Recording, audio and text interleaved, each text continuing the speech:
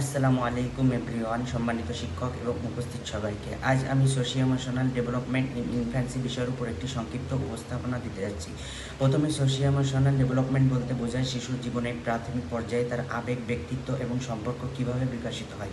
শুরুর দিকে শিশুরা আনন্দ, রাগ এবং দুঃখ এবং ভয়ের মতো মৌলিক আবেগ প্রকাশ করে।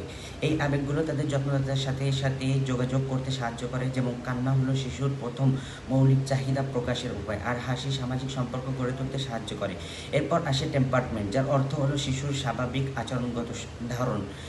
কিছু শিশু সহজ ও শান্ত হয়, কিছু শিশু বেশি কান্নাকাটি করে এবং খাপ খাওয়াতে দেরি করে, আবার কিছু শিশু ধীরে ধীরে মানিয়ে নেয়।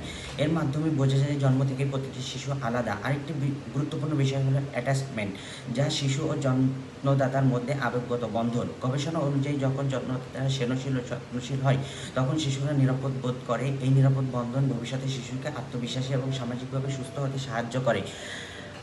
আবেগ ও অ্যাটাচমেন্ট এর বিকাশ পরিবার ও পরিবেশ দ্বারা প্রভাবিত হয়। সহায়ক অভিভাবকত্ব ও ইতিবাচক মিথস্ক্রিয়া শিশুদের ভালো আবেগ নিয়ন্ত্রণ ও সামাজিক দক্ষতা গড়ে তুলতে সাহায্য করে।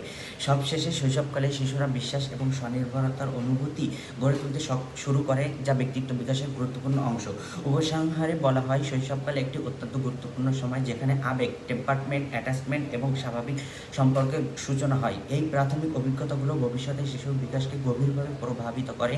Thank you so much.